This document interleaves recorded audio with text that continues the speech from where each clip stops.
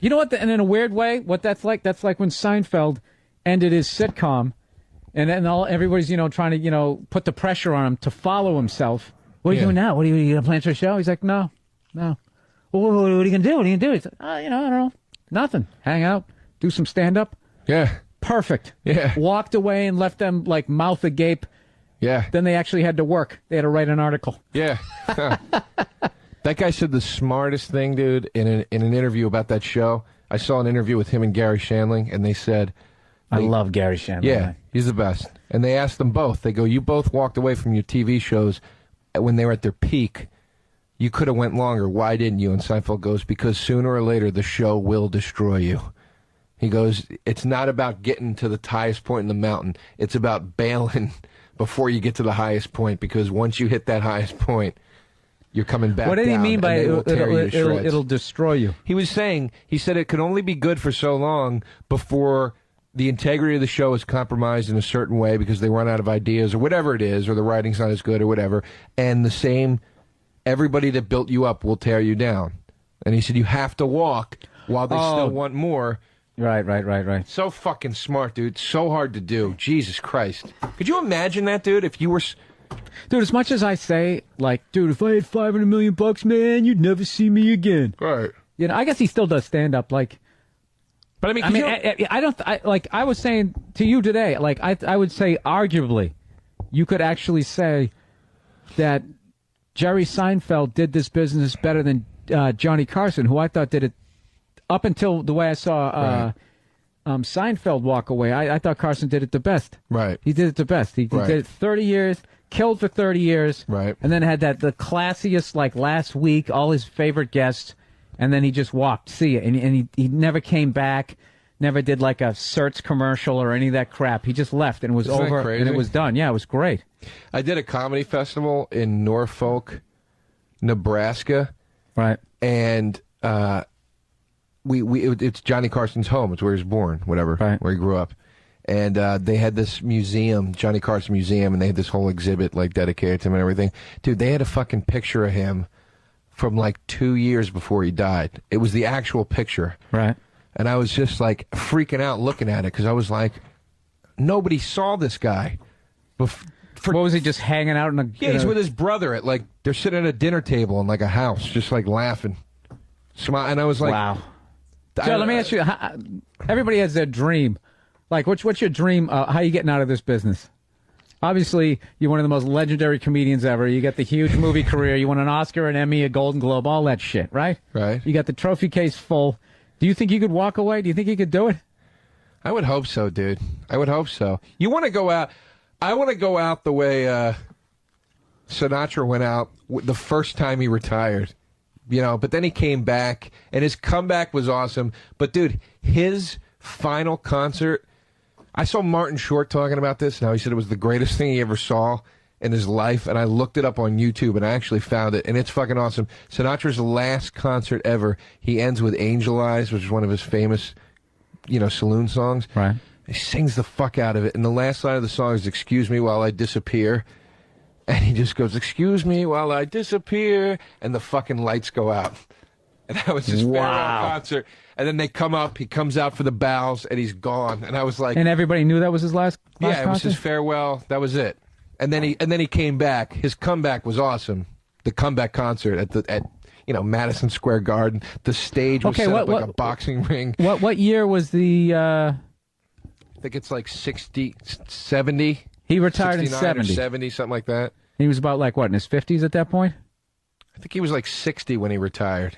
Because you know what's funny about that? All that type of stuff, like, there was no roadmap for those guys as far as, like, those were the first TV, radio stars. You know what I mean? Like, that's why, like, like Elvis is, died in his 40s. Like, that guy never would have been dead today. Like, people would have been like, listen, man, you have a problem.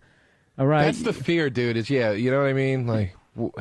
You're putting on weight. He would have got a personal trainer. They would have made fun of him in Us magazine. But you'd think, like, he walked around like a fat fuck for like 4 years before, like his face would have been all over everything. They would have catched him every time he went down to the beach. Like everything that they did to Britney, they would have been doing to him. Right. And someone would have tried to clean him up, but they didn't. And he just kept going with the donuts. and the pills. Oh, that's terrifying. Yeah, to just become clogged that up his guy. whole colon.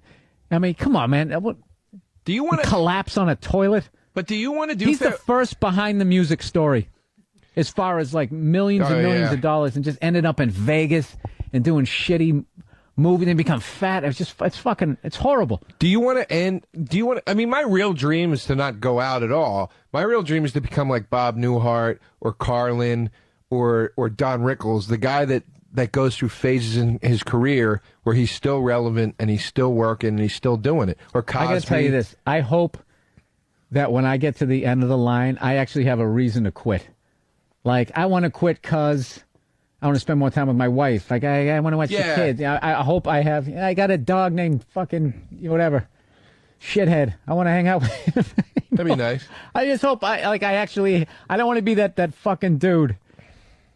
That's the thing. Like, people listening, man. Like the amount of seriously, man. Like, comics that I've met like well into their 40s and in their 50s, and they're still in a fucking 1-bedroom apartment.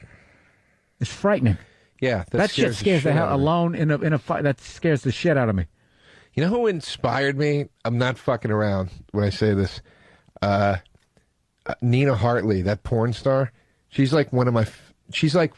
She could be my favorite porn star ever. I think she's so fucking hot. She's like 45 now or something. She's probably gaining on 50 actually. She started when she was fucking 19 or 20, made shitloads of porn. Right. And then she was like, when she started getting older, she started doing like these how-to videos and all this shit. And then she started doing the fucking MILF porn. And I saw an interview with her once, and she's like, it's fucking great. She goes, I had no problem with getting older. I transitioned into the older women stuff. I have a whole new fan base. My original fans are still with me. And I was like, even though it's porn, it's like, there's somebody that knew how to work the career in phases. I mean, in that business, that's incredible. Yeah, exactly. But a guy like Nicholson, dude, to go from being the young fucking impetuous, that guy, whatever, to now playing can you do your Jack Nicholson? I mean, this guy really should be playing Vegas. Danny, listen to this. Can I hear? I'm trying Jack to Nicholson, ladies and gentlemen. I'll tell you, one of the staples of a radio show is you got to have the Billy West guy. You got to have the guy who can just imitate anybody. And we really got him. You're making Danny drink this whole 6-pack, by the way. But do you know what I mean? How that guy, he started out as playing the young crazy roles. No, I totally, yeah. And he somehow transitioned. You know what's amazing about him? For 40 years, you always wanted to be him. You still want to be him. Yeah, now he plays the older guys, He's the old mob boss or about Schmidt or whatever. That's fucking awesome, man. What do you think, the worst off the rails? Just did not they keep the same hairstyle. It's almost like the civilian. Wait, before you get into that, the civilian version of that. You ever see these moms who try to out hot their hot teenage daughters, and they're literally wearing the same juicy fucking sweatpants and all that stuff, and you just No. I got the worst. Whoa, Tony Curtis. Did you ever see that guy? No. Oh, dude, he shows up and stuff. He has the worst toupee. And he wears an ascot and a dinner jacket, but he's still trying to be Tony Curtis. He's still trying to be I enjoy the company of a fine woman and a glass of wine. Dude, it's fucking hilarious. And that's pre-fucking any sort of Botox, Viagra. And you ever notice how fucking old celebrities looked back then? Yeah. Dan, you ever watch those Dean Martin roasts? No, actually. They are dusty. Oh, Lucille Ball. She looks like she works at a candy store. She was a fucking alkie, too, so that didn't help. Oh, and she smoked a cigarette. She's like, Dean Martin. Dude, it's amazing how much older everybody You know what gets me bummed out is, honestly, it makes me sad. When I look at Burt Reynolds now. Burt Reynolds was the fucking man's man, fucking Smokey and the Bandit. He didn't do it right. He does that fucking face work done, and he's kind of a priss now and shit. It's what the fuck happened to... Dude, there was nothing better than watching those old Tonight shows where they had him on. He should have gone out like Sean Connery. He should have never gone the toupee route. Just if you have those kinds of fucking looks, man, just ride it out. Connery's another perfect example of you just work it in phases. Yeah. I'm this guy now. That's... God damn it, man. De Niro did that. Even though his movies haven't been great lately, but I mean but he knew when to stop playing that tough guy, and he's just all right, you know what? I'm sick of gaining 40 pounds and dropping 20 to play stuff, and then I'm gonna do some comedy now.